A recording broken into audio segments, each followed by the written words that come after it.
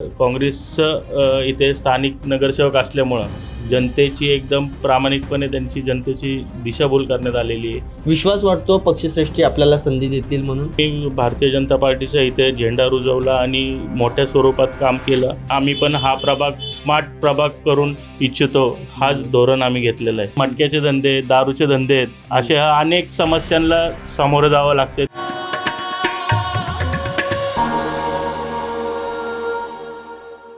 नमस्कार, बखरलयमध्ये आपल्या सर्वांचं मनापासून स्वागत. मंडळी, स्थानिक स्वराज्य संस्थांच्या निवडणुका या पुढील काळात येऊ घातल्यात आणि त्या अनुषंगाने सगळेच इच्छुक नगरसेवक असतील किंवा माजी नगरसेवक असतील यांनी तयारीला सुरुवात केलेली आहे आणि त्यासोबतच आपण सुद्धा वेगवेगळ्या प्रभागांमध्ये फिरतोय. आत्तापर्यंत आपण पुणे महानगरपालिकेच्या अर्ध्याहून जास्त प्रभागांमध्ये आपला दौरा केलेला आहे आणि यामध्ये आपण प्रभागाची परिस्थिती, तिथल्या माजी नगरसेवकांची केलेली कामं, प्रशासनाने केलेला कारभार, यासोबतच लोकांमध्ये नगरसेवकांचा असलेला संपर्क, हे सगळं समजून घेण्याचा प्रयत्न करतो. यासोबत इच्छुकांची देखील इथले या प्रभाग सुधारण्यासाठीचे विजन समजून घेण्याचा प्रयत्न करतोय. आज आपण प्रभाग क्रमांक 13 मध्ये आलोय, जो संपूर्ण ताडेवाला रोड आणि ससूनचा हा संपूर्ण प्रभाग जो आहे तो आपल्याला पाहायला मिळतो. याच्यामध्ये जय जवान नगर देखील सहभागी आहे. आता या प्रभागामधून भारतीय जनता पक्षाकडून सनी मेमाने नावाचे युवा जे खरं तर अध्यक्ष आहेत युवा मोर्चाचे, मागील अनेक वर्षांपासून ते इथे भाजपचं काम सांभाळत आहेत, असे सनी भाऊ आपल्यासोबत आहेत. त्यांना यंदा नगरसेवक व्हायचं आहे. त्यांनी आपल्या पक्षाकडे इच्छुक म्हणजे अर्ज देखील दाखल केला आहे. त्यांच्यासोबत आज आपण बोलणार आहोत. सनी भाऊ, स्वागत आहे आपलं बखरल्यामध्ये. नमस्कार. प्रभाग क्रमांक 13 ताडेवाला रोड ससून हॉस्पिटलचा हा संपूर्ण परिसर खरं तर प्रचंड काम करण्याची गरज सध्या या प्रभागामध्ये भासते आणि तशा पद्धतीने तुमच्याकडनं कामाला सुरुवात देखील झाली असेल. कशी तयारी सुरू आहे एकूण? खरं तर गेले आम्ही अनेक 10 वर्षापासून मी भारतीय जनता पार्टीच्या काम करतो आहे. अनेक जनतेची समस्या, सगळ्या गोष्टी आम्ही जाणून घेतो. तळामाळातले आम्हाला सर्व प्रश्न माहिती आहेत.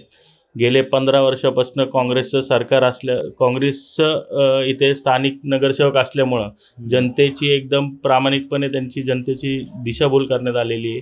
त्यांचं लोकांचे इतके कामं रखडलेले आहेत, म्हणजे अजिबात त्यांचं प्रभागावर लक्ष नसल्यामुळं इतके जनतेचे अडचणी आहेत ते दूर करण्याचा आम्ही वेळोवेळी प्रयत्न करतो. नक्कीच.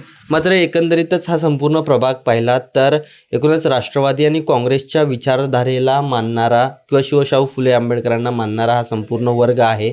एकंदरीत या ठिकाणी भाजप कशा पद्धतीने आपलं जे अस्तित्व आहे ते निर्माण करण्याचा या ठिकाणी गेल्या अनेक वर्षांपासूनचा प्रयत्न सुरू आहे. गेले अनेक वर्षापासून जे लोकांची बघण्याचा दृष्टिकोन आहे तो पूर्ण आम्ही संपवण्याचा प्रयत्न केला आहे. भारतीय जनता पार्टी म्हणून जे लोकांना, जे काँग्रेसचे काही इथले स्थानिक कार्यकर्ते आहेत ते ज्यांनी ज्या प्रकारे लोकांना दिशाभूल केली आहे की भारतीय जनता पार्टी हा एक विचारधारा समाजाला पकडून चालणारा पक्ष ते नसून, मी इथे त्या माझ्या सर्व प्रभागाच्या जनतेला दाखवून दिलं आहे की हा भारतीय जनता पार्टी हा सर्वांना फुले शाहू आंबेडकरच्या विचारांना घेऊन चालणारा पक्ष आहे. हा लोकांना कळाला आहे आता. आता खरं तर याच प्रभागामधून भारतीय जनता पक्षाकडून अनेक इच्छुक उमेदवार आहेत आणि त्यातूनही आपण युवा चेहरा म्हणून पुढे येत आहे.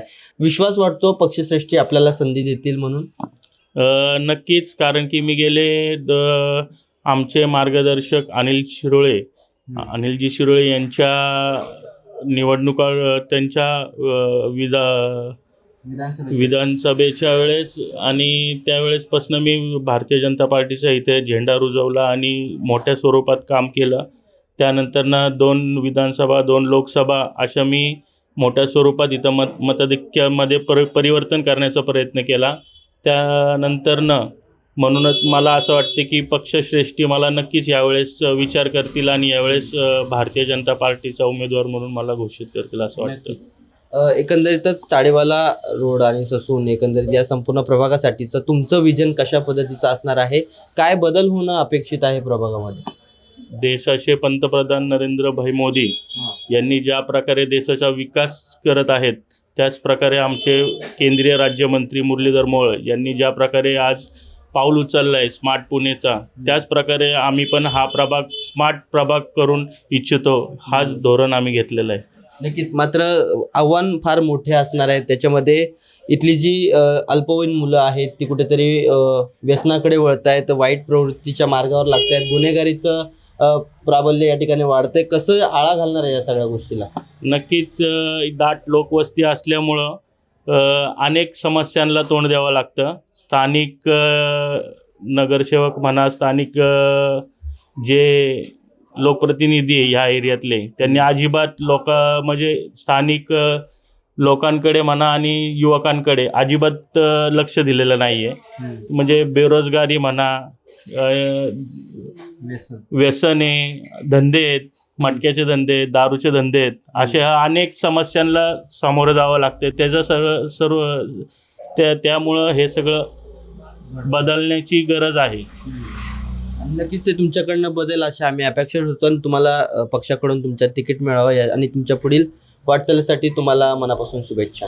धन्यवाद.